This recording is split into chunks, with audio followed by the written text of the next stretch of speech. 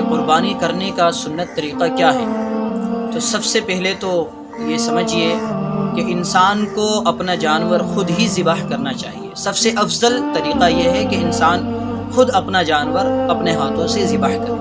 لیکن اگر وہ کوئی آدمی اپنے جانور کو خود ذبح نہ کر سکتا ہو تو کم از کم جس وقت جانور کو ذبح کیا جا رہا ہے اس وقت وہ وہاں اس جگہ پر موجود رہے۔ اسی طرح جب جانور کو ذبح کیا جائے تو ذبح کرنے سے پہلے چھری کو تیز کر لیا جائے تاکہ ذبح کرنے میں آسانی ہو اور جانور کو کوئی تکلیف نہ ہو۔ یہ چیز مستحب ہے، احسن بھی ہے، بہتر بھی ہے۔ اسی طرح جانور کو جب ذبح کیا جائے تو جانور کو بائیں پہلو پر لٹا دیا جائے تاکہ اس کے پیر قبلے کی جانب ہو جائیں، اور اپنے پیر کو جانور کے شانے پر یعنی کہ اس کے کندھوں پر رکھا جائے اور پورا زور دے دیا جائے، اور پھر جلدی سے تیز چھری کے ساتھ جانور کو ذبح کر دیا جائے تاکہ جانور بآسانی ذبح ہو سکے۔ اسی طرح جس وقت جانور کو ذبح کیا جائے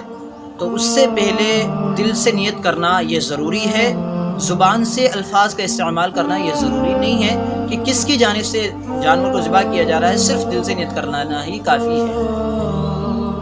اور ساتھ ہی ساتھ جب جانور کو ذبح کیا جائے تو بسم اللہ اللہ اکبر کو ضرور پڑھا جائے۔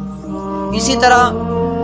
جب جانور کو ذبح کیا جائے تو اس سے پہلے قرآن کریم کی یہ آیات کریمہ انی وجہت وجہی للذی فطر السماوات والارض حنیفا وما انا من المشرکین قل ان صلاتي ونسکی ومحیای ومماتی للہ رب العالمین لا شریک لہ وبذلک امرت وانا اول المسلمین کو پڑھ لیا جائے۔ اور جانور کو ذبح کرنے کے بعد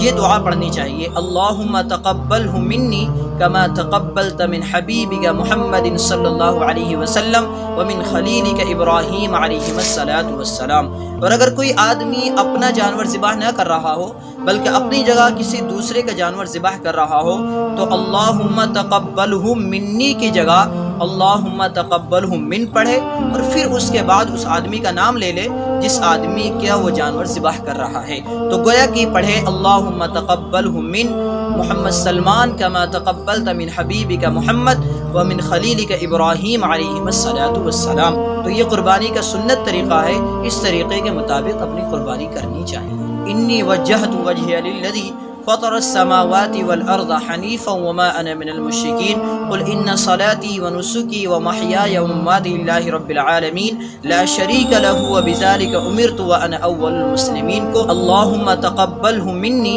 کما تقبلت من حبیبک محمد صلی اللہ علیہ وسلم ومن خلیلک ابراہیم علیہ السلام۔